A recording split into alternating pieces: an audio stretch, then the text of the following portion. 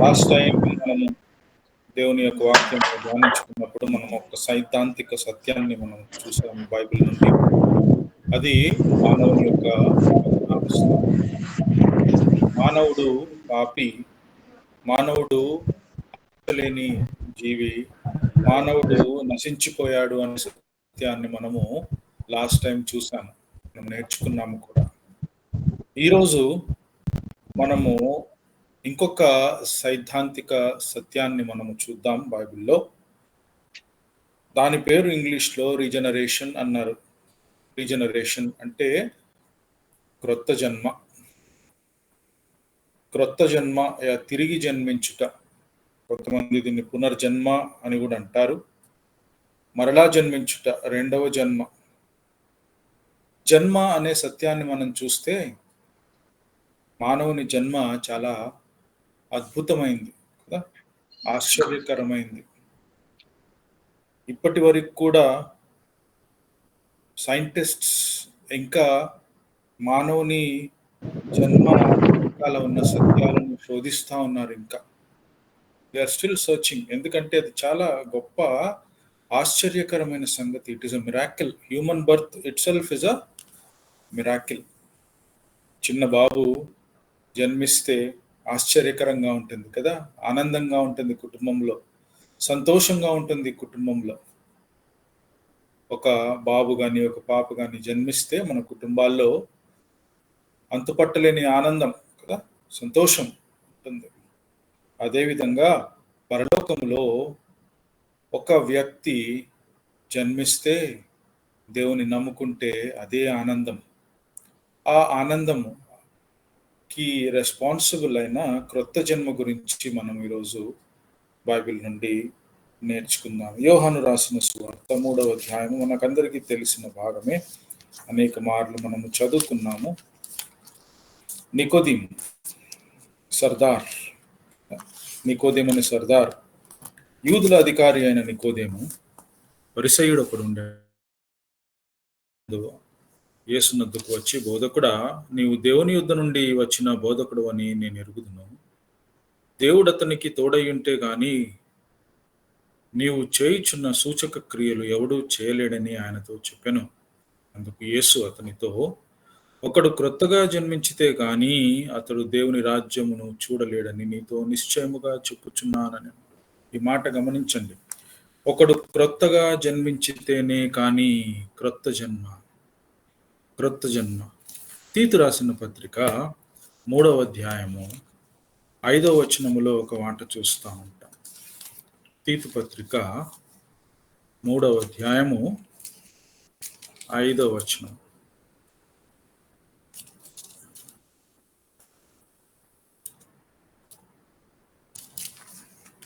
ఇక్కడ రాస్తూ ఉన్నాడు ఇలాగ, మనము నీతిని అనుసరించి చేసిన క్రియల మూలముగా కాక తన కనికరము చొప్పుననే పునర్జన్మ సంబంధమైన స్నానము ద్వారాను. పునర్జన్మ, ఇక్కడ పునర్జన్మ అన్నాడు, పునర్జన్మ సంబంధమైన కార్యం. క్రొత్త జన్మ అని అక్కడ అన్నాడు, పునర్జన్మ అని ఇక్కడ అన్నాడు. ఎఫెసీలు 2:1 మనకి తెలిసిన భాగమే, అందరూ చదువుతూ ఉంటాం కదా. మనము పాపములు చనిపోయి ఉంటగా, లేక అపరాధముల చేతును పాపముల చేతును చచ్చిన వారై ఉండగా ఆయన మిమ్మును క్రీస్తుతో కూడా బ్రతికించుట,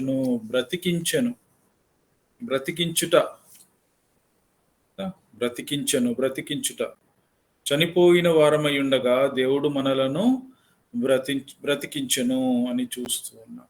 తర్వాత 1 యోహాను 3:2 అక్కడ అంటా ఉన్నాడు, మనము దేవుని పిల్లలమై ఉన్నాము, దేవుని కుటుంబములలో దేవుని పిల్లలుగా మనము జన్మించి ఉన్నాము అనే సత్యాన్ని మనము అక్కడ చూస్తూ ఉన్నాము. 1 యోహాను 3:2 అక్కడ చదివితే, అక్కడ మనము దేవుని కుటుంబంలోకి మనము జన్మించి ఉన్నాము అనే సత్యాన్ని మనం చూస్తున్నాం. ప్రియులారా, ఇప్పుడు మనము దేవుని పిల్లలమై ఉన్నాము, దేవుని పిల్లలము. మనం ఇక ఏమవుదామో అది ఇంకా ప్రత్యక్షపరచబడలేదు, కానీ ఆయన ప్రత్యక్షమైనప్పుడు ఆయన ఉన్నట్లుగానే ఆయనను చూతుము కనుక ఆయనను పోలియుందుమని ఎరుగుదము. దేవుని పిల్లలమై ఉన్నాము, దేవుని పిల్లలము. దేవుని కుటుంబంలోకి జన్మిస్తే అప్పుడు మనము దేవుని పిల్లలమవుతాము. అదే సత్యము. క్రొత్త జన్మ. క్రొత్త జన్మ అంటే దేవుని కుటుంబంలోనికి జన్మించుట. యోహాను 1 అధ్యాయంలో అన్నాడు, ఎవరైతే ఆయనను విశ్వాసం ఉంచుతారో ఆయన వారికి దేవుని పిల్లలగుటకు ఆయన అధికారము అనుగ్రహించెను అన్నాడు కదా. మనము ఈ కుటుంబములో శారీరకంగా జన్మిస్తే మనము ఒక కుటుంబంలోకి జన్మిస్తాం కదా. అదేవిధంగా క్రొత్త జన్మ ద్వారా మనము మరి యొక్క కుటుంబంలో జన్మ తీసుకుంటున్నాము. అదేది? దేవుని యొక్క కుటుంబం, ఫ్యామిలీ ఆఫ్ గాడ్. దేవుని యొక్క పిల్లలము అన్నాడు ఇక్కడ. అందుకొరకే దేవుని యొక్క పిల్లలము. ఆయన మనకు అధికారం అనుగ్రహించను అని సత్యాన్ని మనం చూస్తున్నాం. ఈ క్రొత్త జన్మలో రచయిత ఎవరు? Who is the author of the new birth అని మనం చూస్తే మనము చూద్దాము 13వ వచనము. Who is the author of this new earth? Yohanu 1 అధ్యాయము 13వ వచనం, 12-13. తన్ను ఎందరు అంగీకరించిరో వారికందరికీ, అనగా తన నామమునందు విశ్వాసం ఉంచిన వారికి దేవుని పిల్లలగుటకు ఆయన అధికారము అనుగ్రహించెను. వారు దేవుని వలన పుట్టిన వారే కానీ రక్తము వలనైనను శరీరేచ్ఛల వలనైనను మనుషేచ్ఛల వలనైనను పుట్టిన వారు కారు. ఇక్కడ మనం చూసే సత్యం ఏంటంటే దేవుని వలన పుట్టిన వారు. దేవుని వలన. రచయిత దేవుడు, దీనికి రచయిత దేవుడు ప్లాన్ చేశాడు. అందుకొరకే ఇక్కడ జనకుడు దేవుని వలన పుట్టినవారు, దేవుని వలన పుట్టినవారు అని చూస్తూ ఉన్నాం. 1 కొరింథీ 1 అధ్యాయము 30వ వచనంలో చూస్తే అక్కడ ప్రభువైన యేసుక్రీస్తు వారి గురించిన ఒక సత్యం మనము చూస్తున్నాం. 1 కొరింథీ 1 అధ్యాయము 30వ వచనములో ఆయన దేవుని జ్ఞానమై ఉన్నాడు అని మనం అక్కడ చూస్తూ ఉన్నాం కదా. Because of him you are in Christ Jesus who became to us wisdom of God. 30వ వచనంలో అయితే ఆయన మూలముగా మీరు క్రీస్తు యేసునందున్నారు అనే విషయాన్ని మనము చూస్తున్నాం. తర్వాత 31లో అతిశయించువాడు ప్రభువునందే అతిశయింపవలను అని వ్రాయబడినది నెరవేరునట్లు దేవుని మూలముగా ఆయన మనకు జ్ఞానము, నీతియు, పరిశుద్ధతను, విమోచనమును ఆయను. ఇంగ్లీష్లో ఇక్కడ రాశాడు, because of him you are in Christ Jesus who became to us wisdom of God. Yesu Kristu మనకు దేవుని జ్ఞానమయ్యాడు అని ఇక్కడ రాసి ఉంది. దేవుని జ్ఞానము, దేవుని జ్ఞానమయ్యాడు ప్రభువైన యేసుక్రీస్తు వారు. దేవుడు ఏర్పరచుకున్నాడు ప్రభువైన యేసుక్రీస్తు వారిని. ఆయన దేవుని జ్ఞానము అని చూస్తూ ఉన్నాం. అంతేకాకుండా 3:26లో ఇంకా ఆ దేవుని జ్ఞానమును గురించిన ఇంకా సత్యం అక్కడ చూస్తాం మనం. రోమీలు 3వ అధ్యాయము 26వ వచనములో ఆ దేవుని జ్ఞానము గురించిన ఇంకా సత్యము మనం అక్కడ చూస్తాము. 26 ఇలా రాస్తూ ఉన్నాడు ఇక్కడ, క్రీస్తు యేసు రక్తమునందలి విశ్వాసము ద్వారా ఆయనను కరుణాధారముగా బయలుపరచును. దేవుడు ఇప్పటి కాలమందు తన నీతిని కనుపరచు నిమిత్తము తాను నీతిమంతుడును యేసునందు విశ్వాసము గలవానిని నీతిమంతునుగా తీర్చువాడున యుండుటకు ఆయన అలాగు చేసెను. అంటే దేవుని జ్ఞానం ఏంటిది? దేవుని జ్ఞానము ప్రభువైన యేసుక్రీస్తులో రక్షణ యేసుక్రీస్తులో. అది దేవుని జ్ఞానము. మరి ఎక్కడా రక్షణ లేదు, కేవలము ప్రభువైన యేసుక్రీస్తు వారిలో, ఆయన నామములోనే రక్షణ. యేసుక్రీస్తు రక్తమునందలి విశ్వాసము ద్వారా ఆయనను కరుణాధారముగా బయలుపరచు. నీతిమంతుడను యేసునందు విశ్వాసము గలవానిని నీతిమంతునుగా తీర్చాడు. ఇచ్చాడు. రక్షణ విషయం ఇది దేవుని జ్ఞానము. రక్షణ అనేది is not an after thought. అంటే మనుషుడు పాపము చేసిన తర్వాత దేవుడు కూర్చొని ఆలోచించలేదు. ఇప్పుడు ఏం చేయాలా, మనుషుని రక్షించాలి అంటే ఏం చేయాలా అనే ఆలోచన చేయలేదు. దేవుడు దీనికి రచయిత.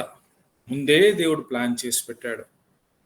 Is the author of the new birth అని మనము ఇక్కడ చూస్తూ ఉన్నాం. ఓకే, ఆథర్ అంటే రచయిత, క్రొత్త జన్మ రచయిత యొక్క జనకుడు దేవుడే అని చూస్తున్నాం. Born of God. రెండవ మాట చూస్తే యోహాను 3లో బార్న్ ఆఫ్ ద స్పిరిట్ అని కూడా అన్నాడు. యేసుక్రీస్తు వారు నికోదేముతో మాట్లాడుతూ 3వ అధ్యాయంలో అంటాడు. 3వ అధ్యాయంలో 5-6 వచనాలు మనం అక్కడ చదివితే నికోదేము యొక్క ఆన్సర్ చెప్తూ అక్కడ ప్రభువైన యేసుక్రీస్తు వారు అన్నాడు, ఒకడు నీటి మూలముగాను ఆత్మ మూలముగాను జన్మించితే గాని ఆత్మ మూలముగా. మొదటి చూసాము దేవుని మూలముగా జన్మించుట. దేవుని మూలముగా అంటే author. God is the author of new birth. ఇక్కడ ఏంటి? ఆత్మ మూలముగా జన్మించుట. ఆత్మ పవిత్రాత్మ లేక పరిశుద్ధాత్మ is the active agent. Active agent అంటే కర్త.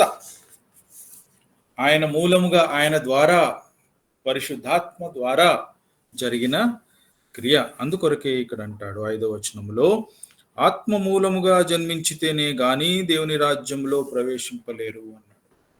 ఆత్మ మూలముగా జన్మించుట. దేవుని మూలముగా జన్మించారు. తర్వాత రెండవది ఆత్మ మూలముగా జన్మించుట. ఇక్కడ ఆత్మయే కాకుండా 5వ వచనంలో అన్నాడు నీటి మూలముగా అన్నాడు. నీటి మూలముగా, ఆత్మ మూలముగా. నీరు అనేది దేవుని వాక్యమునికి సాదృశ్యంగా ఉంది. దేవుని వాక్యమే నీరు. దేవుని యొక్క వాక్యము ద్వారా శుద్ధిపరచబడతాము. Purification by the word of God. శుద్ధీకరణ దేవుని యొక్క వాక్యము ద్వారా కలుగుతుంది. అందుకొరకే ఇక్కడ divine agent which brings about new birth is the Holy Spirit. పరిశుద్ధాత్మ ద్వారా, పరిశుద్ధాత్మ మూలముగా, ఆయన కర్త, క్రొత్తగా మనము జన్మించుతాము. పరిశుద్ధాత్మ దేవుడు. పరిశుద్ధాత్మ కూడా త్రియేక దేవునిలో పరిశుద్ధాత్మ దేవుడు. తండ్రి దేవుడు, కుమారుడు దేవుడే, తర్వాత పరిశుద్ధాత్ముడు కూడా దేవుడే. దేవుని మూలముగా జన్మించడం, ఆత్మ కర్త అని మనము చూస్తూ ఉన్నాము. అదే ఇందులో మనము ఇంకా చూస్తే 5వ వచనము తర్వాత 6వ వచనములో చూస్తే శరీర మూలముగా జన్మించినది శరీరము, ఆత్మ మూలముగా జన్మించినది ఆత్మయై ఉన్నది. Agent is not flesh. శరీరము ద్వారా జన్మించలేదు. ఈ క్రొత్త జన్మ అనేది శారీరక జన్మ కాదు, ఆత్మిక జన్మ. శారీరక జన్మ పునరుద్ధానము తర్వాత మనకి క్రొత్త శరీరం ఇవ్వబడుతుంది. క్రొత్త శరీరము అన్నాడు. అది మనము పౌలు రాసిన రాతల్లో మనం చూస్తే క్రొత్త శరీరము ధరించిన వారమై ఆయన సన్నిధికి ఎగుదము అని ఉంది. క్రొత్త శరీరం, a new body రిజరక్షన్ అంటారు. కానీ ఆత్మ మూలముగా జన్మించినది ఆత్మ ద్వారా మనకు లైఫ్, ప్రాణము ఇవ్వబడుతుంది. we are given life by the Holy Spirit. పరిశుద్ధాత్మ దేవుడు he does not beget flesh. శరీరాన్ని తావు ఇవ్వడు, శరీరానికి జన్మ ఇవ్వడు, కానీ ఆత్మకు జన్మ ఇస్తాడు. ఆత్మ మూలముగా, ఆత్మ ప్రాణము. సో న్యూ బాడీ, క్రొత్త శరీరం అనేది అది పునరుద్ధానము తర్వాతే మనకి కలుగుతుంది. రెండు సంగతులు చూడాల. ఒకటి క్రొత్త జన్మ అన్నాడు. క్రొత్త జన్మ అనేది శారీరక జన్మ కాదు, కానీ అది ఆత్మీయమైన జన్మ. ఆత్మ ద్వారా మనకు జీవము ఇవ్వబడుతుంది. ఆత్మ ద్వారా మనము బ్రతికించబడుతున్నాము. ఆత్మ ద్వారా మనము దేవుని యొక్క జీవాన్ని మనకు అనుగ్రహిస్తాడు. దాన్నే ఇటర్నల్ లైఫ్ అన్నారు, నిత్య జీవము అన్నాడు. ఆ జీవము నిత్యము, దేవుని జీవం, అది నిత్యమైన జీవము అని దాని గురించి వ్రాసాడు. తో అయితే ఇక్కడ మనము రెండవ సంగతి మనము చూసింది బార్న్ ఆఫ్ ద స్పిరిట్, ఆత్మ మూలముగా జన్మించిన వారు. మొదటిది దేవుని మూలముగా జన్మించిన వారు, దేవుడు రచయిత, దేవుడు జనకుడు, ఆత్మ మూలముగా జన్మించారు. ఆత్మ కర్త, is the active agent in our salvation. మూడవ సంగతి మనము చూస్తే మొదటి పేతురు 1వ అధ్యాయము 23వ వచనములో మనము చూస్తాము. మూడవ సంగతి మొదటి పేతురు 1 Peter 1:23. అక్కడ ఈ విధంగా రాశాడు, మీరు క్షయ బీజము నుండి కాక శాశ్వతమగు దేవుని గల జీవము గల దేవుని వాక్యమూలముగా అక్షయ బీజము నుండి పుట్టింపబడిన వారు గనుక నిష్కపటమైన సహోదర ప్రేమ కలుగునట్లు మీరు సత్యమునకు విధేయులగుట చేత మీ మనస్సులను పవిత్రపరచుకొనిన వారై ఉండి ఒకరినొకడు హృదయపూర్వకముగాను మిక్కుటముగాను ప్రేమించుడి. ఇక్కడ వాక్యాన్ని గమనిద్దాము. ఇక్కడ అన్నాడు దేవుని వాక్య మూలముగా పుట్టింపబడిన వారు అన్నారు. దేవుని వాక్యము మూలముగా, మూలము. మొదటిది దేవుని మూలముగా, రెండవది ఆత్మ మూలముగా, ఇక్కడ మూడవది దేవుని యొక్క వాక్య మూలముగా. మొదటిది దేవుని మూలముగా, దేవుడు రచయిత, he is the author, he is the author, జనకుడు, దేవుడు మొత్తము ప్లాన్ దేవుడు చేశాడు. రెండవది ఆత్మ మూలముగా, ఆత్మ కర్త, he is the agent of our salvation. మూడవది మొదటి పేతురులో మనము చూస్తే దేవుని వాక్య మూలముగా అన్నాడు. దేవుని వాక్య మూలముగా, by the word of God, దేవుని యొక్క వాక్యము ఇది సాధనం. This is the means. ఏ విధంగా మనము విశ్వాసంలోకి వస్తాము, ఏ విధముగా మనము రక్షణ అనుభవిస్తాము, ఏ విధంగా మనము తిరిగి జన్మిస్తాము, లేక క్రొత్తగా జన్మిస్తాము, లేక పునర్జన్మ అనేది దేవుని యొక్క వాక్య మూలముగా, by the word of God. హెబ్రీలు రాసిన పత్రిక 4వ అధ్యాయము 12వ వచనములో మనం అక్కడ చూస్తే అక్కడ ఈ విధంగా రాశాడు, దేవుని వాక్యము వేగముగా ఉంటుందంట. క్విక్ అన్నాడు ఇంగ్లీష్లో. 4 హెబ్రీలు రాసిన పత్రిక 4వ అధ్యాయము 12వ వచనములో, ఎందుకనగా దేవుని వాక్యము సజీవమై బలము కలదై రెండంచుల ఎటువంటి ఖడ్గము కంటెను వాడిగా ఉండి, వాడిగా, క్విక్ దాన్నే ఇంగ్లీష్లో లివింగ్ అన్నాడు. లివింగ్, జీవము కలదై. దేవుని వాక్యములో జీవం ఉందండి. దేవుని వాక్యము వాడిగా ఉంటుంది. Is quick means it gives life. దేవుని యొక్క వాక్యము దేవుని యొద్ద నుండి వచ్చింది కదా. దేవుని యొక్క వాక్యము దేవుని యొద్ద నుండి వచ్చింది. దేవుడు జీవము గలవాడు, జీవమునకు కర్త. అందుకొరకే దేవుని యొక్క వాక్యము కూడా మనకు జీవాన్ని ఇస్తుంది. It gives us life. It's quick. It comes from a living God. జీవించే దేవుని యొద్ద నుండి వాక్యము వస్తుంది కాబట్టి అది కూడా జీవింపజేసేదే. దేవుని యొక్క వాక్యము ఇట్ గివ్స్ లైఫ్. అది మనలను జీవింపచేస్తుంది అనే విషయాన్ని చూస్తాం. రోమిల్ రాసిన పత్రిక 10వ అధ్యాయములో చూస్తే అక్కడ ఫెయిత్ కమెత్ బై హియరింగ్. విశ్వాసము ఏ విధంగా వస్తుందంట? వినుట ద్వారా వస్తుందంట. ఏం వినాలంట? అక్కడ దేవుని యొక్క వాక్యము. ఏమి వినుట? దేవుని యొక్క వాక్యము వినుట ద్వారా విశ్వాసము వస్తుంది అని అక్కడ చూస్తూ ఉన్నాం. దేవుని యొక్క వాక్య మూలముగా జన్మ. దేవుని యొక్క వాక్య మూలముగా, దేవుని యొక్క వాక్యములో రాసిందండి. దేవుని వాక్యములో మనకు క్రొత్త జన్మ ఎందుకు అవసరము, మనకు రక్షణ ఎందుకు అవసరము, మనము ఏ విధముగా దేవుని రాజ్యములో ప్రవేశించగలము అనే సత్యాలు దేవుని యొక్క వాక్యములో రాసి ఉంది. మానవుని ఆవశ్యకత, మానవుని యొక్క పతనావస్థ, దేవుని యొక్క కృప, దేవుని యొక్క జీవము, దేవుని యొక్క నిత్య జీవము, వాటి గురించిన వివరణలు దేవుని యొక్క వాక్యములో రాసి ఉంది. అందుకొరకే దేవుని వాక్యము చదివినప్పుడు అది మన హృదయాలకు గుచ్చుకుంటుంది, అది మన హృదయాలను ఒప్పిస్తుంది, అది వాడిగలది, రెండంచులు గల ఖడ్గము వంటిది అన్నాడు, జీవము గలది అన్నాడు దేవుని యొక్క వాక్యాన్ని గురించి మనం చూస్తే. అందుకొరకే ఇక్కడ దేవుని యొక్క వాక్యాన్ని గురించి మనము చూస్తూ ఉంటే, దేవుని యొక్క వాక్యములో మనము ఎందుకు రక్షించబడాలి, what is the need for salvation కదా.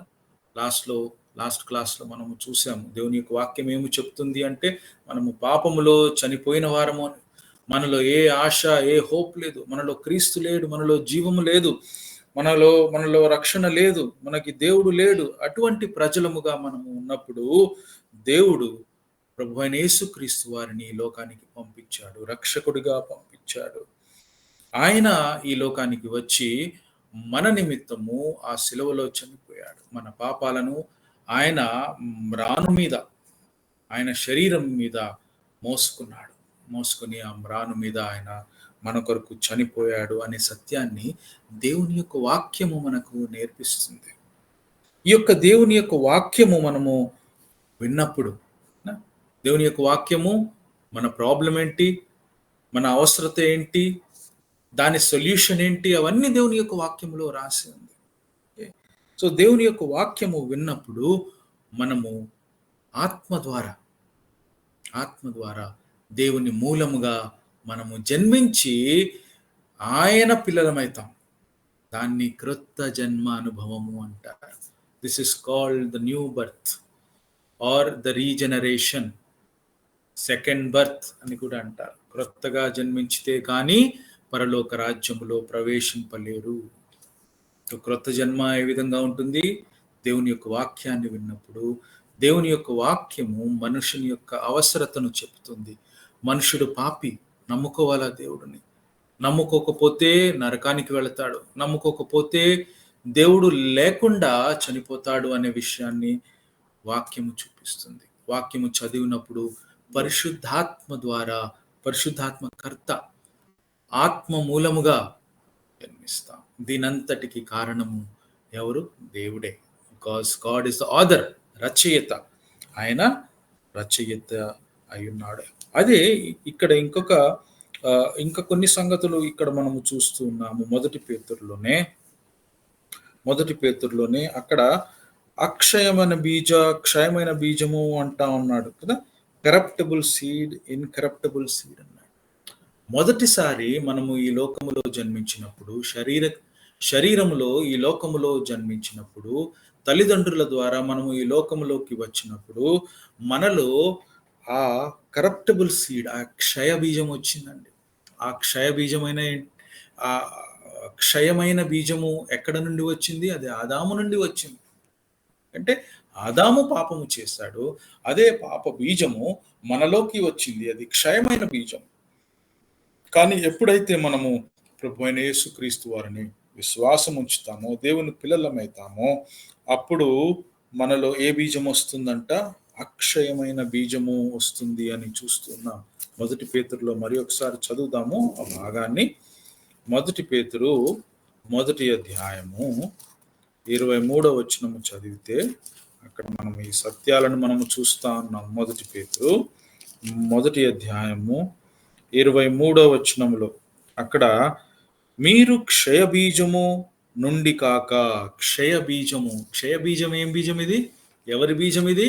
మనుష్యుల బీజము, ఆదాము బీజము పాపపు బీజము. ఆ పాప బీజము నుండి కాక శాశ్వతముగు జీవము గల దేవుని వాక్యమూలముగా అక్షయ బీజము నుండి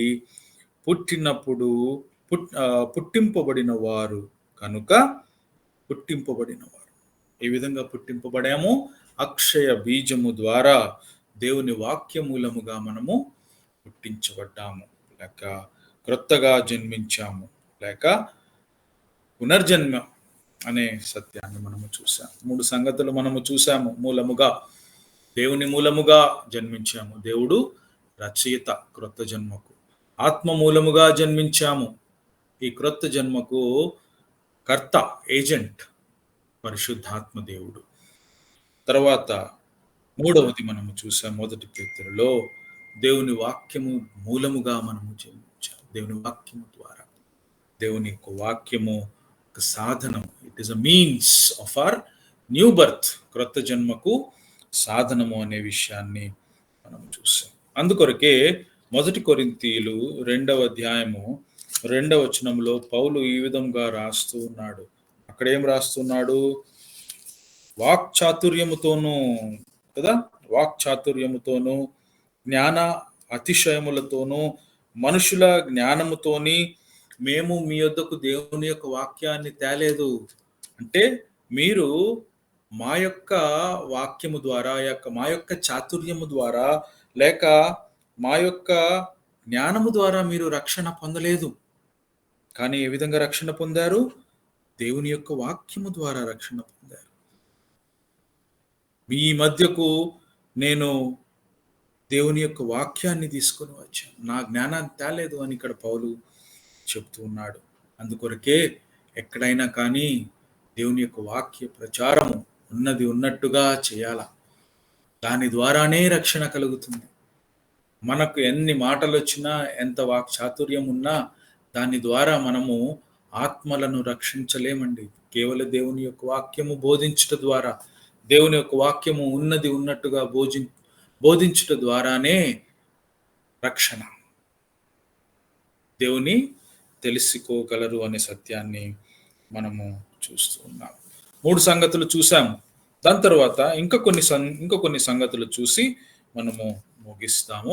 మొదటి పేతురు 1వ అధ్యాయము 3వ వచనము మనము చూస్తే 1 Peter chapter 1 verse 3, మనము ప్రభువుకు యేసుక్రీస్తు తండ్రి అయిన దేవుడు మన ప్రభువుకు యేసుక్రీస్తు తండ్రి అయిన దేవుడు స్తుతింపబడును గాక. మృతులలో నుండి యేసుక్రీస్తు తిరిగి లేచుట వలన జీవముతో కూడిన నిరీక్షణ మనకు కలిగించినట్లు, అనగా అక్షయమైనదియో నిర్మలమైనదియో వాడబారనిది అయిన స్వాస్థ్యము మనకు కలిగినట్లు, ఆయన తన విశేష కనికరము చొప్పున మనలను మరలా జన్మింపజేశాను. ఇక్కడ అన్నాడు, మరలా జన్మింపజేశాడు. మరలా జన్మ, ఇదే క్రొత్త జన్మే. తిరిగి జన్మించుట క్రొత్త జన్మ, పునర్జన్మ. ఇక్కడ మరలా జన్మ అనే సత్యాన్ని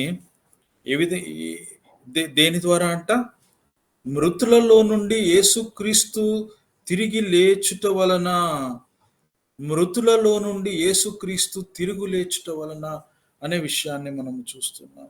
మృతులలో నుండి యేసుక్రీస్తు తిరుగు లేచాడు. రోమీయులు 1వ అధ్యాయము 4వ వచనములో చూస్తే అక్కడ దేవుని యొక్క శక్తి అన్నాడు. యేసుక్రీస్తు పునరుద్ధాన శక్తి అని అక్కడ రాస్తూ ఉన్నాడు. 4వ వచనములో మనము చూస్తే 2:7 మొత్తం కలిసి ఉంది. Declared to be the son of God in power.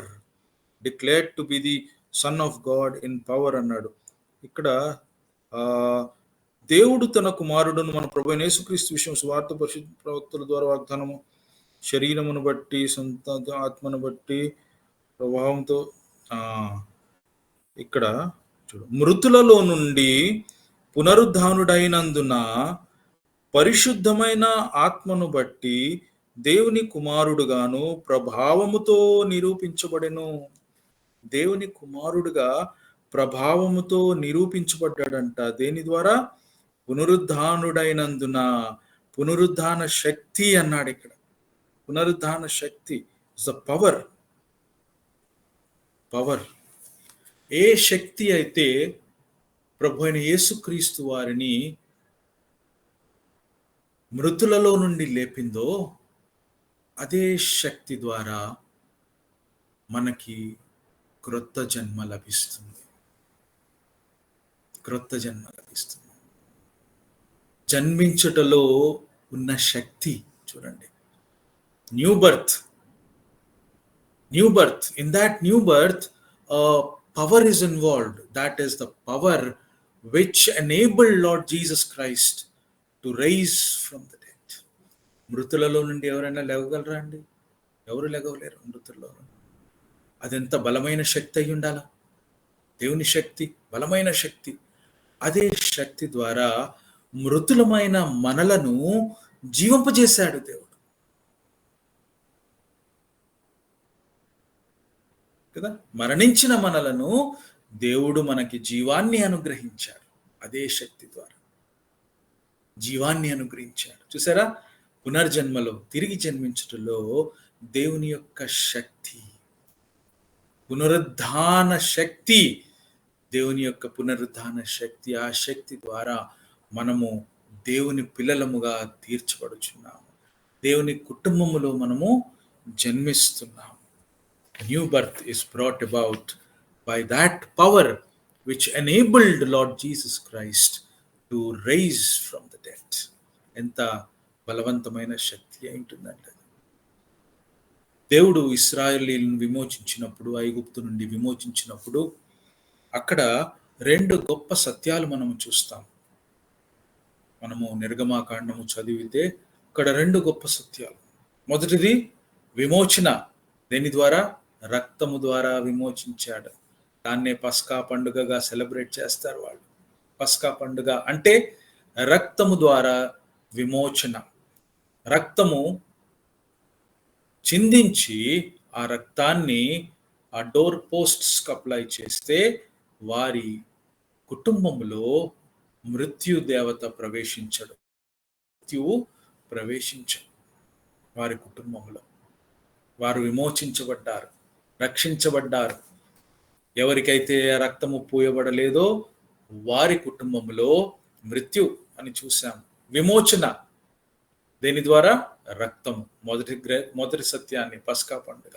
రెండవ సత్యం అక్కడ మనం చూస్తే they were redeemed not only by blood but they were redeemed by power. దేవుని యొక్క శక్తి ద్వారా వారు విమోచింపబడ్డారు. మనం ఎర్ర సముద్రము చూస్తే ఎర్ర సముద్రము దగ్గర వారికి ఏమి హోప్ లేదు. they had no hope at all. they were chased by the enemy. శత్రువులు వారిని వెంటాడారు, చనిపోతారు, సణుక్కున్నారు. వాళ్ళు ఏ హోప్స్ లేవనుకున్నారు. కానీ దేవుడు శక్తి ఉపయోగించి ఆ ఎర్ర సముద్రాన్ని పాయలుగా చీల్చాడు. వారు అందులో నుండి ప్రవేశించి వెళ్ళారు. శత్రువుని అందులో నాశనం చేశాడు. దేవుని యొక్క శక్తి.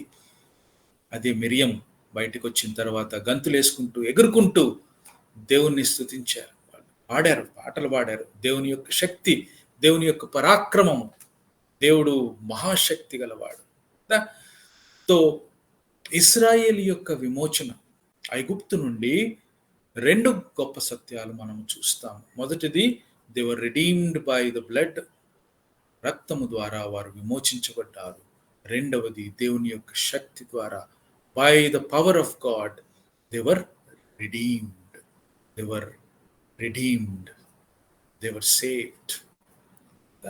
తో 4వ సత్యాన్ని మనము చూస్తున్నప్పుడు మన యొక్క క్రొత్త జన్మలో in our new birth there is a power of God which is evident. దేవుని యొక్క శక్తి మనలో ప్రదర్శించబడుతుంది. తద్వారా మనము జీవింపజేయబడుచున్నాము. మృత్యులము, మరణించిన వారము, కానీ జీవింప చేశాడు దేవుడు అనే సత్యాన్ని మనము చూస్తున్నాము. 5వ సత్యాన్ని చూద్దాము. అంతేకాకుండా గలతీయులు 3:26లో మనము అక్కడ విశ్వాస మూలముగా జన్మించిన వారు అనే సత్యాన్ని మనం చూస్తాం. విశ్వాసం, ఫెయిత్, విశ్వాసం అండి. మనమేమి పైసలు ఇచ్చి మనము జన్మించలేదు, మన శక్తి వలన మనము జన్మించలేదు, దేవుని కృప వలన మనము జన్మించాము. విశ్వాస మూలముగా మనము జన్మించాము. మనము ఏమి కూడా ఇవ్వలేదు. మనము దేవుని ప్రేమించలేదు, కానీ దేవుడు మనల్ని ప్రేమించాడు. మొదటిది దేవుడు మనల్ని ప్రేమించాడు. మనము విశ్వాసం ఉంచడం ద్వారా రక్షించబడ్డాము. We are begotten by faith. అది ఇన్స్ట్రుమెంట్. ఇన్స్ట్రుమెంట్ అంటే సాధనం. క్రొత్త జన్మ యొక్క సాధనము విశ్వాసము. యోహాను 1వ అధ్యాయంలో అన్నాడు, ఎవరైతే ఆయనను అంగీకరించారో, ఎవరైతే ఆయన యందు విశ్వాసం ఉంచారో వారు దేవుని పిల్లలగుటకు దేవుడు ఆయనకి అధికారము అనుగ్రహించాడు అనే సత్యాన్ని మనం చూస్తాం. విశ్వాసం ఉంచడం ద్వారా. సర్పెంట్ ఆఫ్ బ్రాస్ ఆ అరణ్యములో మోషే ఎత్తాడు కదా, ఆ సర్పెంట్ ఆఫ్ బ్రాస్ ఎత్తైన పోల్ మీద సర్పెంట్ ఆఫ్ బ్రాస్ పెట్టాడు. ఎవరైతే దాన్ని నిదానించి చూస్తారో, విశ్వాసముతోటి చూస్తారో వారు రక్షించబడతారు. క్రొత్త జన్మ ఏ విధంగా? విశ్వాసము ద్వారా క్రొత్తగా మనము జన్మిస్తాము. ఆఖరిదిగా 1 పేతురు 1 అధ్యాయము 17వ అధ్యాయములో మనం చూస్తే అక్కడ ప్రశస్తమైన దేవుని రక్తము వలన మీరు రక్షించబడ్డారు, మీరు జన్మించారు అని సత్యాన్ని మనం చూస్తున్నాం. దేవుని యొక్క ప్రశస్తమైన రక్తము, the precious blood of Christ, అది బేసిస్, అది ఆధారం అని చూసాం. ఆధారం. క్రొత్త జన్మకు సంబంధించిన చాలా సంగతులు మనం చూసాం కదా. రచయిత ఎవరు? దేవుడు. దేవుని మూలముగా జన్మించితే రచయిత. రెండవది ఏజెంట్, కర్త, ఆత్మ మూలముగా జన్మించుట అనే సత్యాన్ని మనం చూసాం. మూడవది క్రొత్త జన్మలో సాధనము, means. What is the means? దేవుని యొక్క వాక్య మూలముగా మనము జన్మించాము. తర్వాత 4వది చూస్తే దేవుని యొక్క శక్తి ద్వారా మనము జన్మించాము. ఏమి శక్తి? పునరుద్ధానములో నుండి యేసు ప్రభువును లేపిన శక్తి. అదే శక్తి ద్వారా మనకు దేవుడు క్రొత్త జన్మ అనుగ్రహించాడు. అదే శక్తి ఉపయోగించడం ద్వారా దేవుడు మనల్ని తన కుటుంబంలో చేర్చుకున్నాడు అనే సంగతిని మనము చూస్తున్నాం. By power. 5వది సాధనము. మన క్రొత్త జన్మలో సాధనము ఏంటి? విశ్వాసము ద్వారా జన్మించితే, విశ్వాసము ద్వారా జన్మ. తర్వాత 6వది ద లాస్ట్, ఆధారము. క్రొత్త జన్మ యొక్క ఆధారము ప్రభువైన యేసుక్రీస్తు వారు సెలవులో కార్చిన రక్తము ద్వారానే క్రొత్తగా జన్మించబడ్డాము అనే సత్యాన్ని చూసాము. ఈ విషయాలు మనము జ్ఞాపకం ఉంచుకుందాము. ఇవి సైద్ధాంతిక సత్యాలు. మన క్రొత్త జన్మలో మనకు దేవుడు ఏ విధంగా మనకు క్రొత్త జన్మ అనుగ్రహించాడు అనే విషయాలు, అనే సత్యాల్లో మనము ఈ భాగాల ద్వారా నేర్చుకున్న ఈ భాగాలను మనము గుర్తించుకునేటట్టు దేవుడు మనకు సహాయం చేయను గాక. ప్రార్థన చేసుకుందాం. పరిశుద్ధుడా, మా గొప్ప దేవా, నీ ఘనమైన పాదములకు వందనములు చెల్లిస్తున్నాం. ఇంతవరకు నీ యొక్క వాక్యము ద్వారా ప్రభువా మమ్మల్ని హెచ్చరించారు. నీ యొక్క వాక్యము ద్వారా మేము ఏ విధముగా క్రొత్త జన్మ అనుభవము కలిగి మేము జీవిస్తున్నామో ఆ విషయాన్ని మీరు చూపించారు. అందుని బట్టి వందనాలు ప్రభువా. మా యొక్క శక్తి ద్వారా కాదు, శరీర మూలముగా కాదు, మా క్రియల చేత కాదు, కానీ ఆత్మ మూలముగా, దేవుని మూలముగా, దేవుని వాక్య మూలముగా ప్రభువైన యేసుక్రీస్తు వారు చిందించిన ఆ రక్తము వలన ప్రభువా మేము విశ్వాసము ద్వారా నీ యొక్క కుటుంబములో జన్మించాము అనే సత్యాన్ని ప్రభువా మీరు ఈ యొక్క వాక్యం నుండి మాకు చూపించారు. అందుని బట్టి వందనాలు. చేరి వచ్చిన వారిని, వినుచున్న వారిని ప్రభువా మీరు దీవించండి. మరి ఇంకా ఎవరైతే ఈ విశ్వాస అనుభవము లేక నీ యొక్క పిల్లలు అగుటకు ప్రభువా వాళ్ళు ఇచ్చ కలిగి ఉన్నారో వారితో మీరు మాట్లాడండి ప్రభువా. దేవుని మూలముగా వారు జన్మించబడుటకు మీరు సహాయం దయచేయండి. ఆత్మ మూలముగా జన్మించబడటానికి సహాయం దయచేయండి. ఈ యొక్క ఆత్మ ప్రేరేపణ అనుగ్రహించమని ప్రార్థన చేస్తూ ఈ కొద్ది ప్రార్థన మా రక్షకుడైన యేసుక్రీస్తు నామమున వందనములు, స్తోత్రములు చెల్లించి వేడుకొనుచున్నాను తండ్రి. ఆమేన్.